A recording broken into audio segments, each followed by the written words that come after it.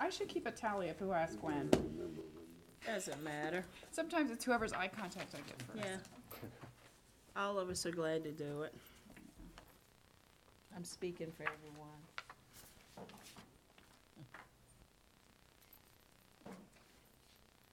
And you'll sign in? No. I've managed a lot, and I still look at now.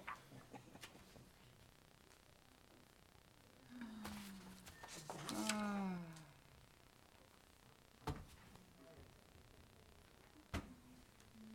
Oh, now we can start. Right,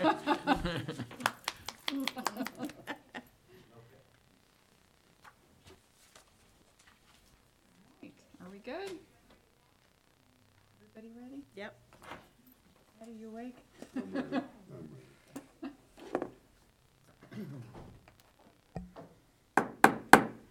Good afternoon. I call the Moore County Board of Education special called meeting to order. Is there a motion to approve the agenda? So moved. Second. All those in favor say aye. Aye. Any opposed? Motion carries 6-0. Ms. Caldwell is not here today. She is on vacation with her family. We let them do that sometimes. Pledge of Allegiance. Ms. Yes, Thompson. may we all stand?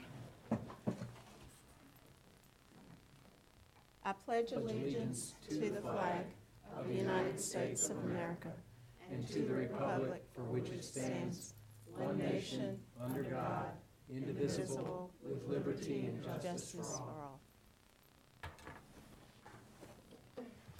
Please join me in a moment of silence.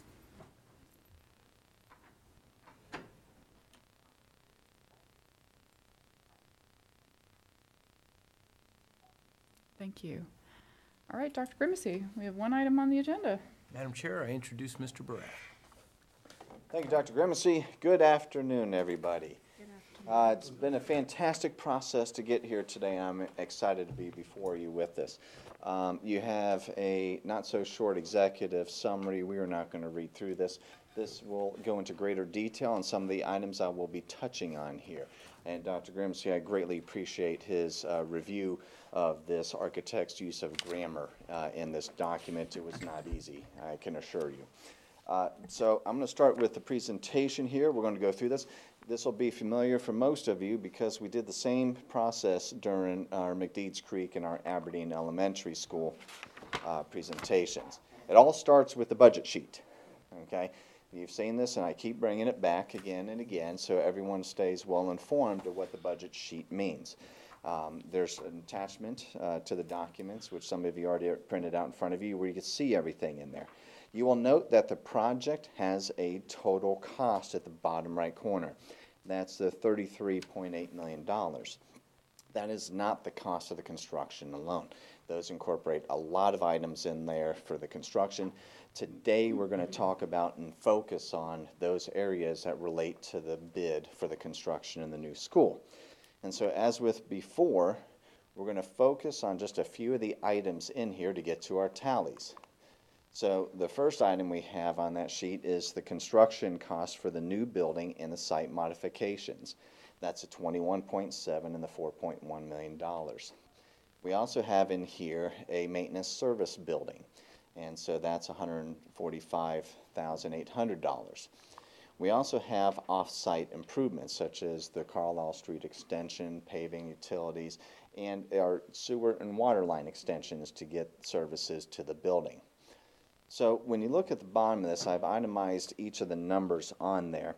And the one thing that we always want to touch on is our prediction back when this budget was first developed of the impact a construction escalation would have to it. And so at the time we did this, again, we were using the best information we had at the moment, which was an average of about 4% a year. And from that development to the anticipated bid time, that would equate it to about a 6% escalation. So we prorate that for the portion of these numbers above. And in the summary down there at the bottom, you will see the early site grading package as a deduct. That's at $1.1 million. So when you add all those numbers together there, you end up with a budget number of $27,360,553. That is what we had set in the budget for our cost of construction that was bid. And although sometimes it feels it happened a long time ago, it didn't. It just happened a couple weeks ago that the bids were open, and we touched on this briefly last week. You also had a large bid tabulation sheet, which made it easy to read here, and I'm not going to draw attention to all the detail fine numbers here. Again, we're just kind of taking a look at the general round number of what the base bid was for it, and then this is kind of the scale and spread. So you'll recall that we just had identified $27.3 million as the budget, and you can see by the bids that came in, 29.9 was the apparent low, followed by the next one at 30.988, and then the next one at 31.4. So you can see they're kind of tight in there in the range from the second through the fifth bid. You can see how they kind of are there scale-wise. So one of the first things we want to do is quickly evaluate where did this occur? How did this happen in here? So we took a look at some of the challenges that we have here. We have very good documentation to date on McDeeds Creek and Aberdeen Elementary School. We have good information on how much the cost was to build the school and how much of the cost was to do the site work, because when you award those projects, you get all that detail from them in their schedule of from them being the contractors and their schedule of values. So we're able to look at some very good comparisons, and keep in mind, all four of these elementary schools have the exact same program, which means also they have the exact same number of square feet in the program. So these are very compatible one to the another, especially with their building systems all being the same. That's nice for the building. The sites are different between them. And so for McDeeds Creek, for example, we had budgeted about $3.6 million. That did not include the improvements to Camp Easter Road, which we'll be bidding out here soon. It did not include that water and sewer infrastructure that the board had approved a couple of months ago to run all the way to US 1 to get utility services. And it was a large site, 39 acres out there. It's the largest elementary site we have. Aberdeen, we had estimated the grading and all the site there at $3.4 million. If you remember Aberdeen, when you were out there for the groundbreaking, it was even more level than McDeeds Creek was. And McDeeds Creek was almost nice and level. It's also a 22-acre site, and that price did not include the budget did not include the turn lanes on Route 5 and the entry road to it. That was just for the site itself. So when we did the project here for Southern Pines, we had increased the site because we knew we were dealing with that 80-foot drop across the site, which meant retaining walls and bringing in import fill. And we increased the cost of the site. It was about $750,000 at the time that we put into it. Again, that $4.1 million did not include the paving and utilities on Carlisle Street. It's a 19-acre site, which you would think, okay, it's smaller than the others, but again, it looks like this instead of flat. The early site grading package was about $1.1 million. We looked at talking to the bidders about what they ended up looking at as a cost, and the retaining walls alone were just over $500,000. The additional fill dirt to make up that grade change at the retaining walls is just under another $500,000. And there's grading activities related to all that as well, outside the $1.1 million of about $275,000. So right there is about $2.4 million. That did not include any of the paving, any of the utilities, the roadway, and others, and that's estimated about 3.2. So when we take a look at that part of it, it looks like our $750,000 addition to the budget for this project fell short, when in reality we were looking closer to just over probably about $2 to $2.5 million for the site challenge.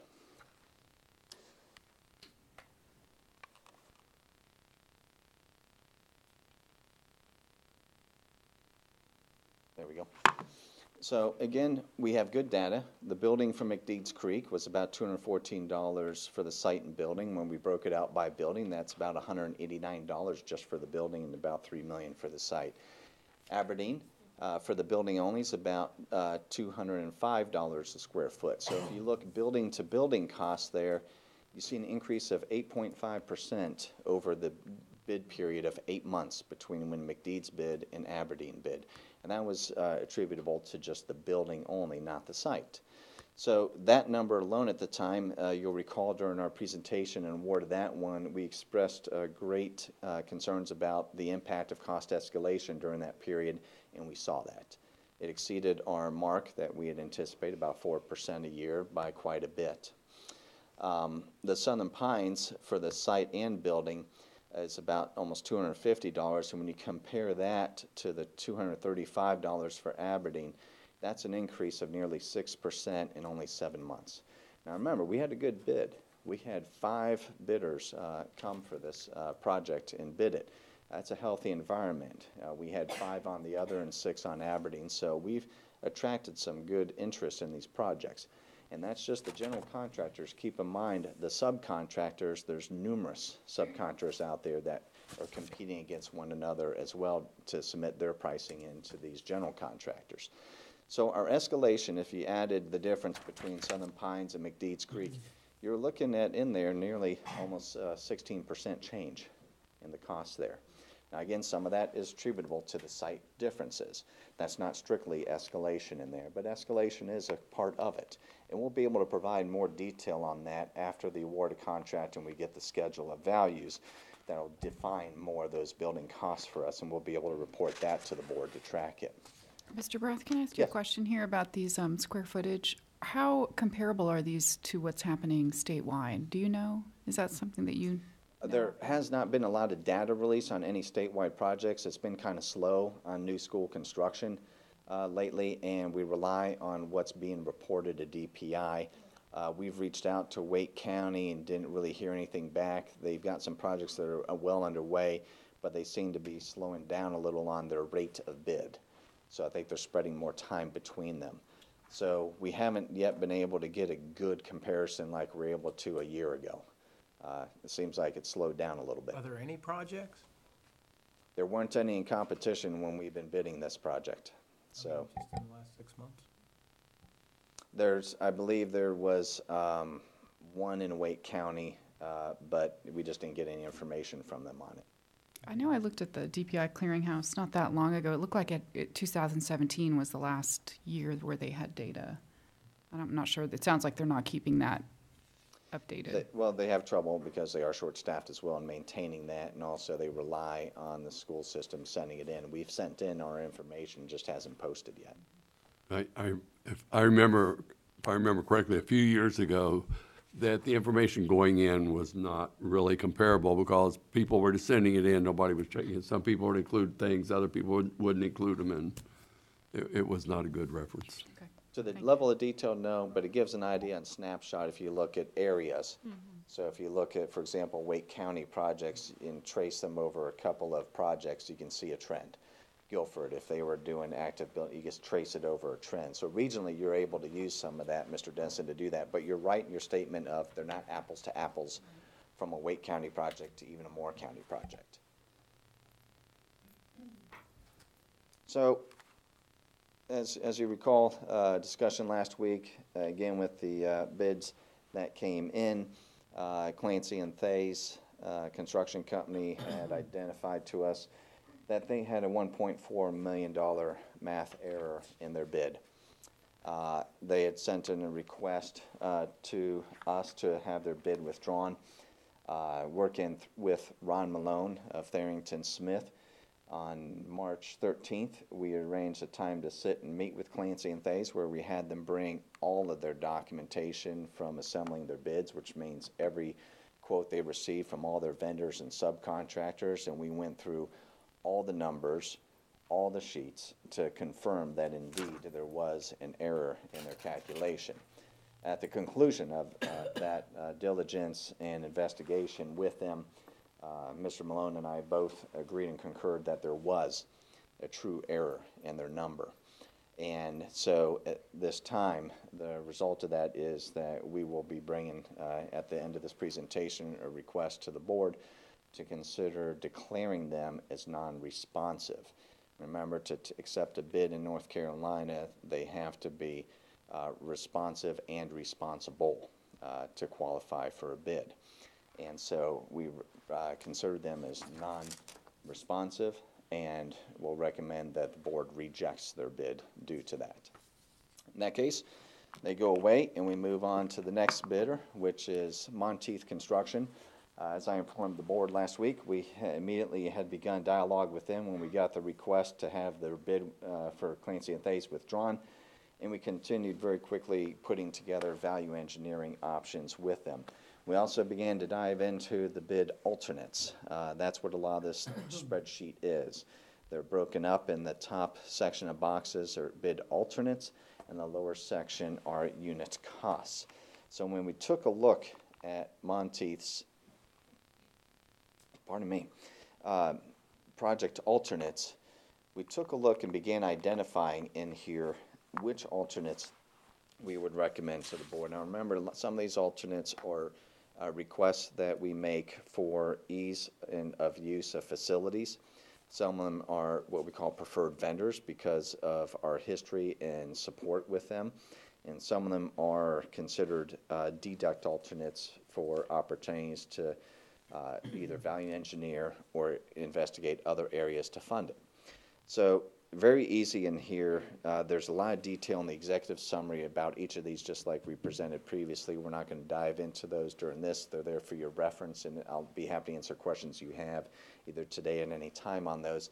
But the first group at the top, they're all $0. They're door hardware requirements. It's just easier for us to stock one type of closer than multiple types and be able to repair components of doors which secure the buildings. And in a moment's notice, the next group below that have to do with some plumbing fixtures that we have a lot of reliability on and longevity of use, as well as fire alarm systems and mechanical equipment. The next group below that is some of our other plumbing for hydronic piping, which is the geothermal loop control valves through that, electrical switch gear, and then at the very bottom there's two deduct alternates for brick seating walls outside the building. We had designed some low brick seating walls, and we decided that at deduct to $17,000 we would look to our FF&E package to provide benches outside, and then it gives us a chance to create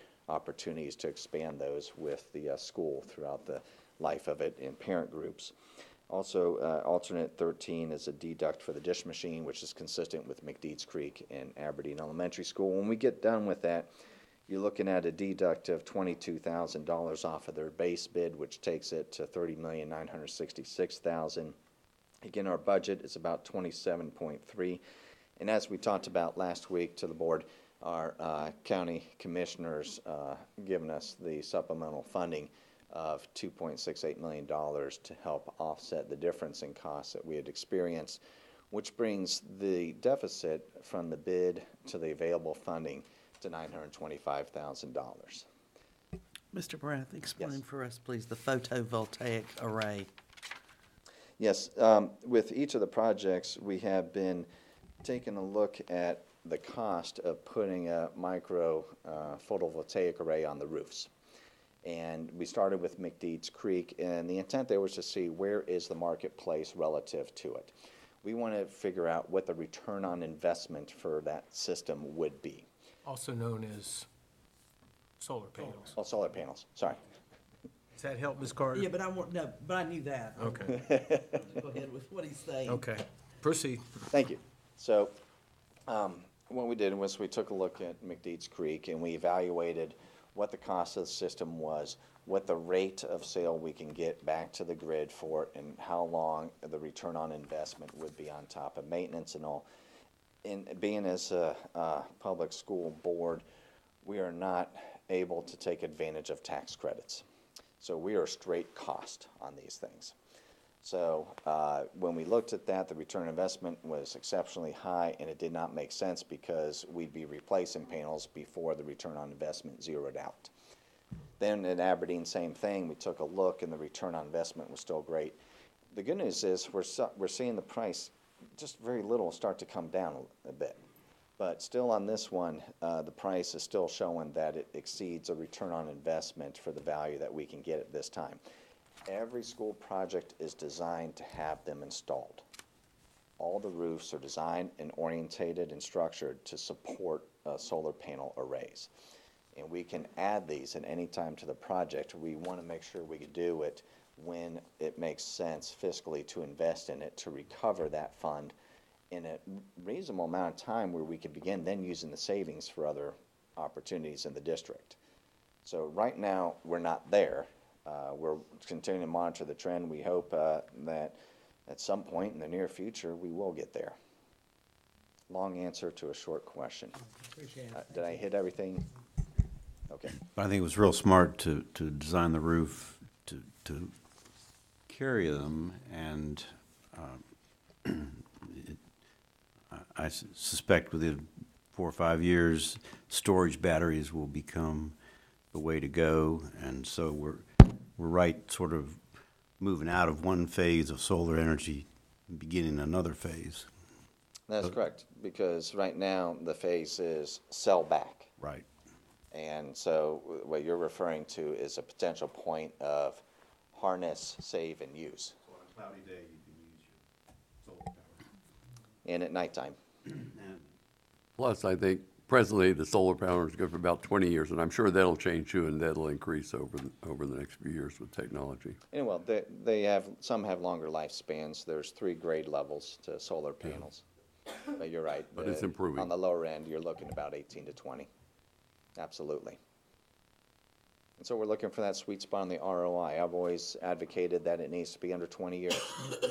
When you think about the term of the bond or direct financing and loans, typically they're set up on a 20-year cycle. And so we want to make sure that we could get a return on the investment before that final payment's made. So that's logically where we would like to be, and that gives us the opportunity that by that time, we're now generating revenue as opposed to paying it. Just remind me, for all the bid alternates, we did the same thing for both Aberdeen and McDeeds Creek as well. So they're Yes. following the same pattern of what we accepted and what we didn't. That's great. It varied very little in there between maybe a plumbing fixture versus a flush valve, but in general, it follows the same things. We maintain equity between them and our ability to maintain and service.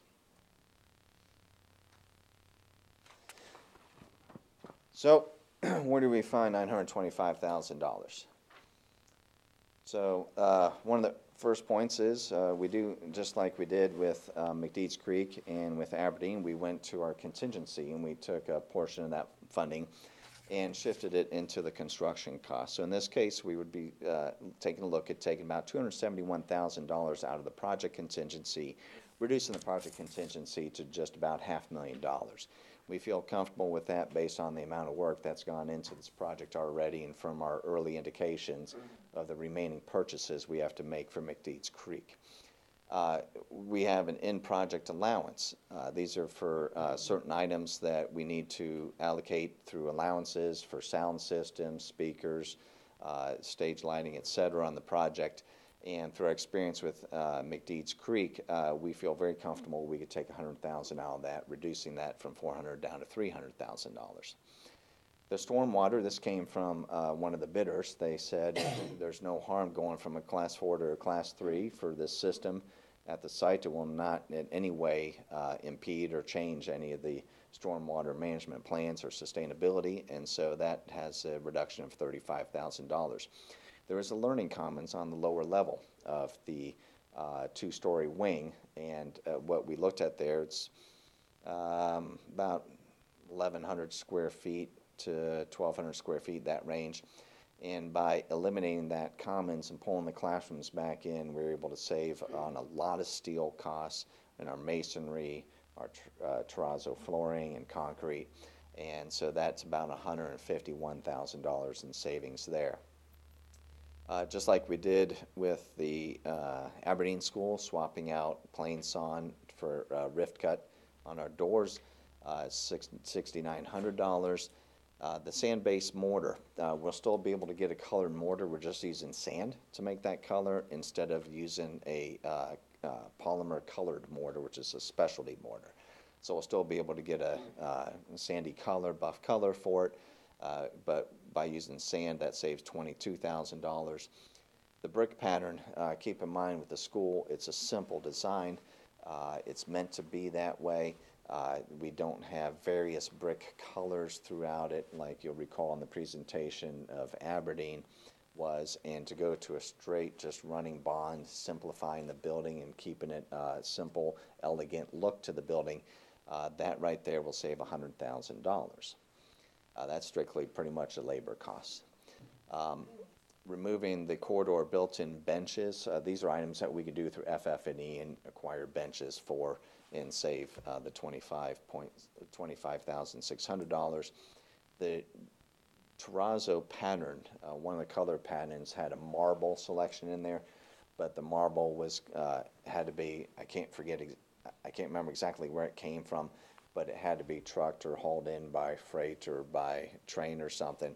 And if we went with more of a local marble and they save all that transportation costs and everything, it's an $81,000. It does not impact the final colors for the school by any means, so that was a logical one. The aluminum soffits, this was a substitute in manufacturers. Vendor said they can save us $12,600 by using a different manufacturer and getting the same quality product.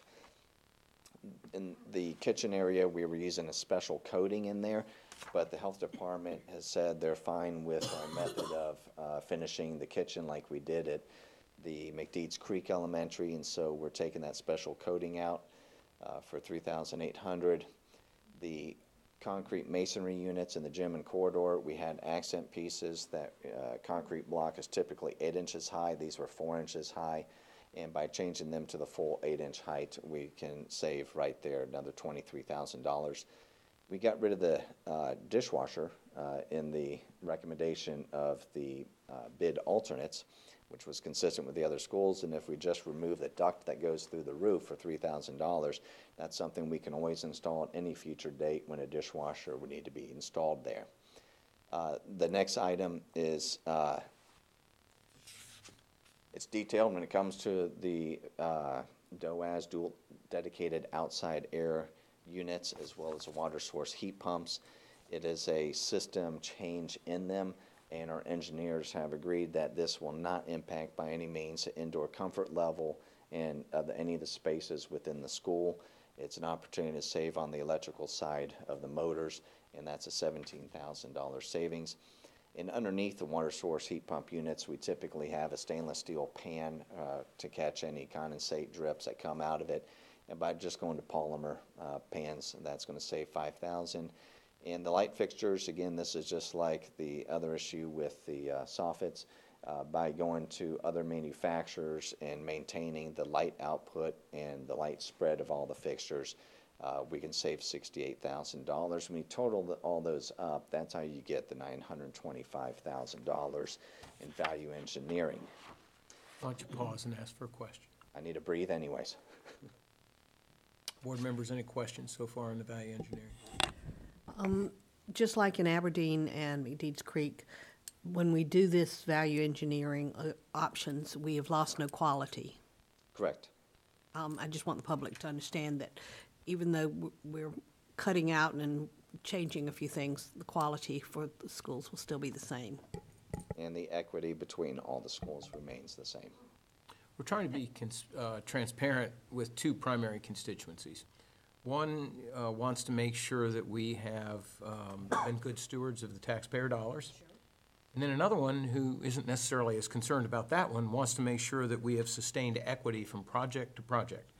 Making sure that these last two projects, because they're later and because inflation has kicked in, that we don't start putting junk in there. Right. Or starting to cut costs that we didn't cut in previous projects. And the staff has felt an obligation to make sure that those are kept in balance, and that we maintain the same quality for all of our children, regardless of which project we're providing it for, while at the same time being good stewards of the money. There are factors we cannot control, and that is inflation. And we are very grateful that our projections that we were allowed to include a 4% markup for inflation over time, but as we can see, that hasn't been able to keep pace. And so we're grateful so far for the support and assistance we've gotten from the county manager and the county commissioners. One point of clarification about the Aberdeen value engineering items, if I recall. Did those items that we'd already determined we were not going to be doing for Aberdeen, did they already show up in the RFP that you put out for this bid? So you didn't Yes. have to cut as much, or not as much, but it's a different list here because now you already accounted for that in the RFP that went out, I guess is what I'm trying to say. Correct. We incorporated all those value engineering options that the board accepted on Aberdeen into the design of Southern Pines. So that's now the standard Right, And so these for become, those items that are standard. Not everything is standard because this is a two-story correct. building and all of that, but. so these become value engineering items over and above what we did previously. In some of the areas, the wood doors, an example of one to the other that we did Very the similar. same. We had not built that into the specifications of the RFP on the Southern Pines project. No, because we thought the market was going to let us put in a gift cut. So all the more reason for us to be mindful and think ahead when we put the RFP out for the Pinehurst Elementary School, to make sure that we don't again build the value engineering into this project and then value engineer from that point there. We'll want to be very mindful of making sure that we maintain that equity of service. Thank you. You're welcome. Proceed, John. Okay. So let's get to the recommendation for award. So with Monteith Construction, the base bid of $30.988 million, listed there are the alternates that we reviewed for a deduct to $22,000. The value engineering options as proposed was $654,000, which brings the total award amount to $30,311,923. So let's see if we can match up where the funding comes from for all this. So as you recall, we went through in one of the early slides there, the breakout from the building, the site, the off-site improvements in water and the escalation to get to some of those hard numbers. And as one of our value engineering options in the very beginning, I mentioned taking about $271,000 out of our contingency for the project, leaving $500,000 in there.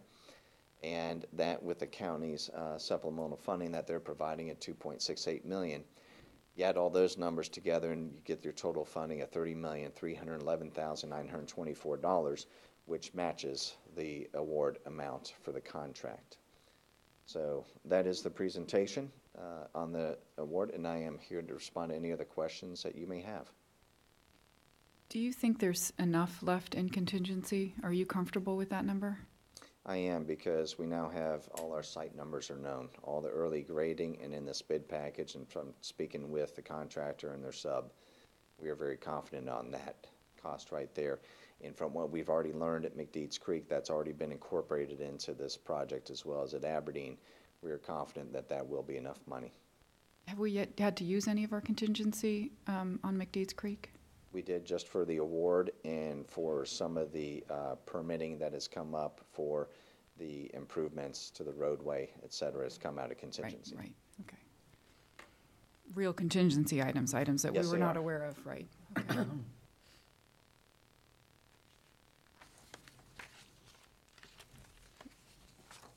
What other questions or comments do folks have?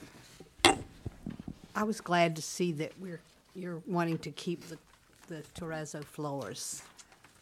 throughout, Equity, so and that- yes. as we've talked about in the executive summary, it talks about how that long-term Yes. saves money. And I appreciated that information for our background knowledge. But I'm, again, looking at the equity that we're looking at and the labor costs that we would have to incur. I think it's a wise decision.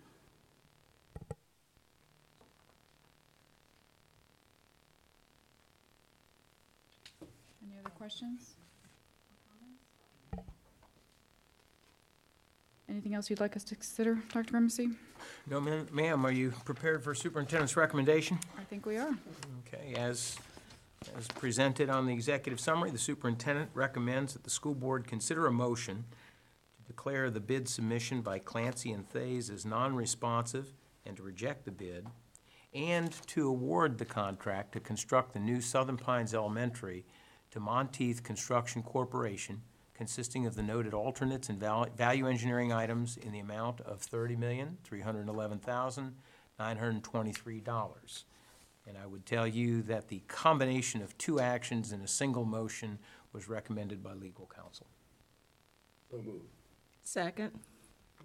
Any questions or discussion? All those in favor say aye. Aye. Any opposed? Motion carried, 6-0. Thank you. All right, the next item on the agenda, I believe, are board comments. Are there any comments? As I commented earlier, thank you, John and Dr. Grimacy and all hands who leapt on deck Absolutely. to save this project and keep it on time. And sometimes the quarterback has to call an audible.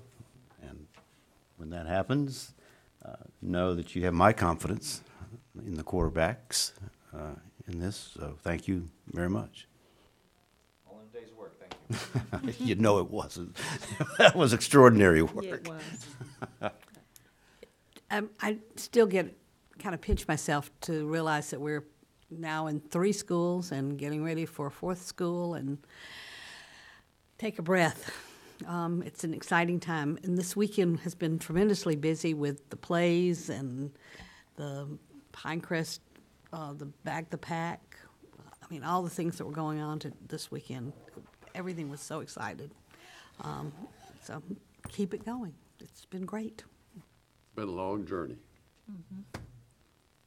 I just to echo Bruce's comments with regard to Dr. Bob and John, just expediting follow-up and assuring that that we did so to mitigate any risk of delays with securing our bonds on the 12th, I believe it was, selling those, and so just very appreciative of your work that you did so quickly with our commissioners to help us keep everything on track.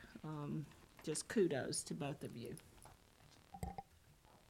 Well, I'll go along with Ms. Thompson to say thank you for being on top of it and making it happen in such a short span of time. And I have to say, I drove into the end of Carlisle Street and looked at the massive amounts of clearing that have been done. Can only say we are fortunate to be placing a school in such a beautiful location.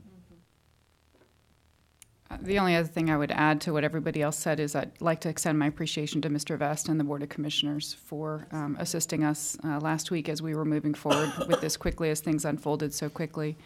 I'm happy that we're able to, even though the costs are going up, they're going up less than they could have. And so the action that we've taken today will allow us to keep these costs as low as we can, knowing what we know about the market. So I know we have to be mindful of that at all times. So I'm grateful, and that's it for tonight. Is there any? Move the meeting be adjourned. That's always you, Mr. Dennison. All those in favor say aye. Aye. Any opposed? Motion carries.